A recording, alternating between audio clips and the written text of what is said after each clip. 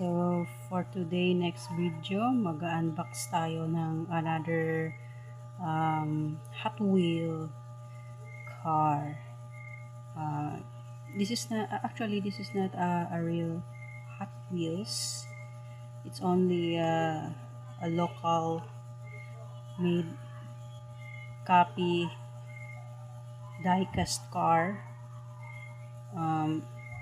Marami na akong na-collect na ganito so far. Still collecting.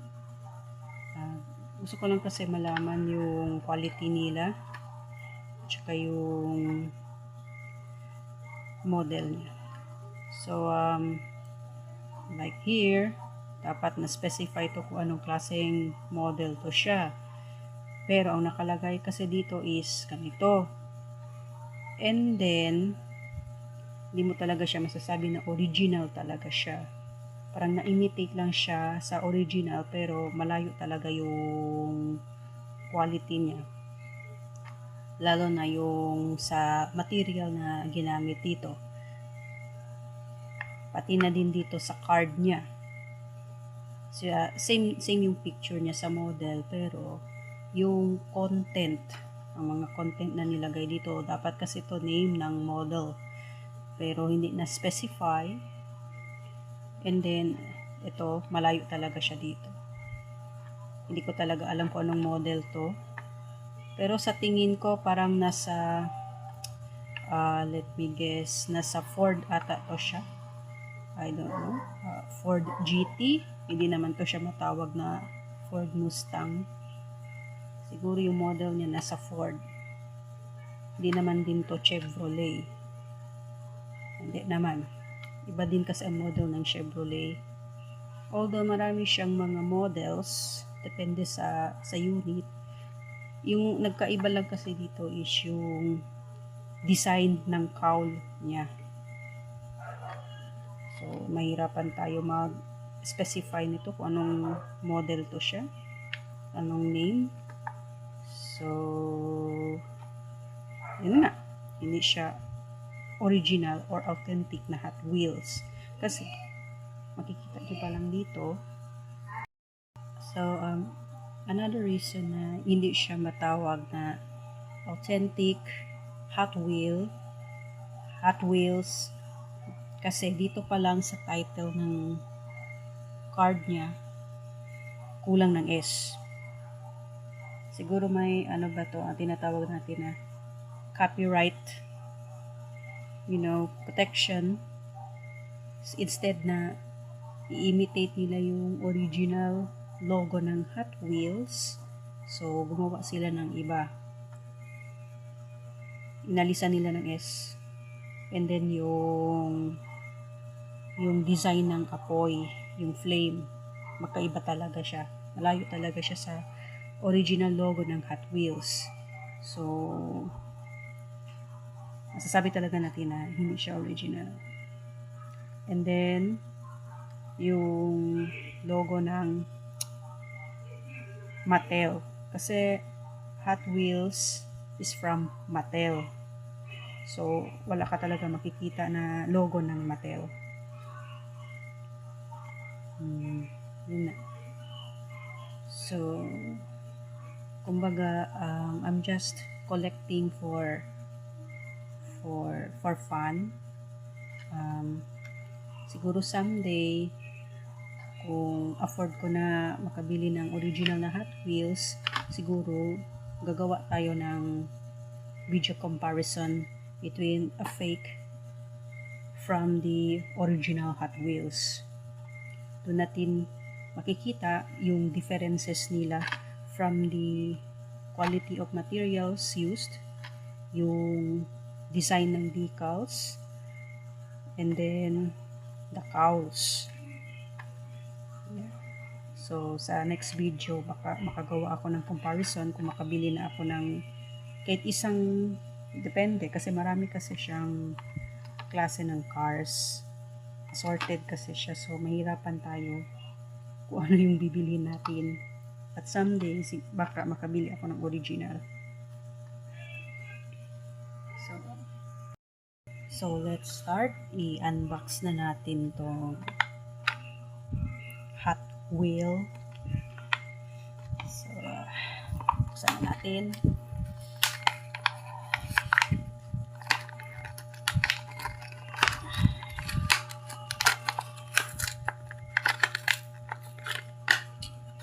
There. So, ito na siya guys. Well, so far, malalaman mo talaga kung original ba siya or fake dito sa timbang. Siguro,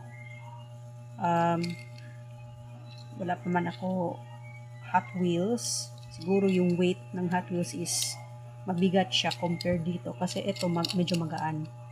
So, ibig sabihin, yung metal cowl niya is hindi siya gaano mabigat. Magaan lang siya. Magaan lang. Lightweight siya. Ito, isa din to. Dito, sa chassis niya.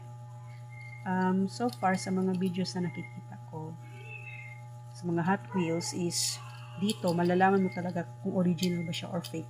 Kasi dito pa lang sa baba ng chassis niya, nakaspecify na yung brand name, yung logo ng Hot Wheels, at saka saan siya ginawa. Pati yung trademark niya. Dito, wala kang makikitang ni isa. So, wala. Wala. So, it's very obvious na imitation lang siya from the original Hot Wheels. Iniba lang nila is kagaya nito. Nagprint sila ng Fury decal at tinikit dito.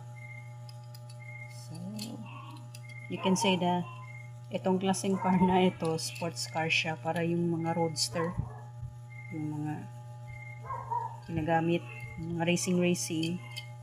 And ito kasi yung design niya. And then, yung sa loob, ito, klaro talaga.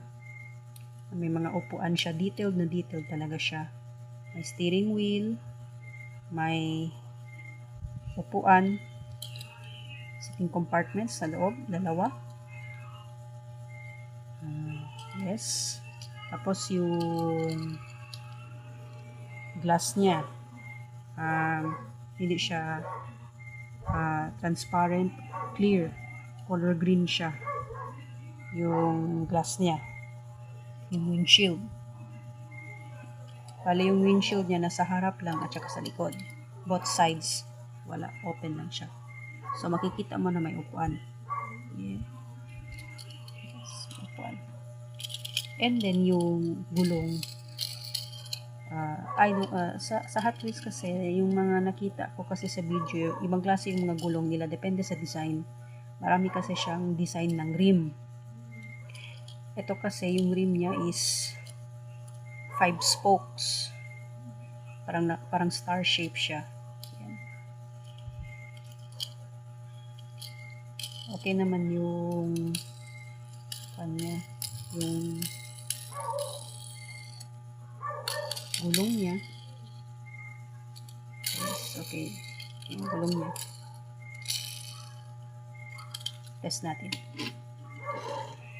Okay naman. Okay naman yung takbo niya. Okay naman. And then, ito nga pala. Ito, pala yung ginamit nila is nakascrew siya. Unlike sa mga Mattel, sa mga nakikita ko kasi, parang ano ba yun? Parang may presser na machine. Parang pinush lang siya. Para sealed siya. Hindi siya yung madaling ma-detach sa metal cowl niya, yung chassis. So, nakascrew lang siya sa chassis niya. So, okay siya. Okay siya. Sa mga collectors, sa mga enthusiast na mahilig mag-collect ng mga mini diecast cars like me, okay siya. Yung sa mga hindi nila kaya ma-afford yung mga mamahaling Hot Wheels kasi nga cheaper lang siya. Cheaper for its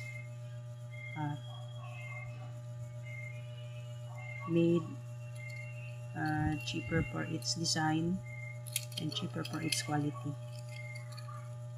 So, okay na din siya for basic collection sa mga starters. Yung nag-start pa lang mag-collect ng mga cars. Kasi usually, sa mga collectors, mas gugustuhin pa nilang kumolek ng mga mamahaling Hot Wheels. Unlike this one.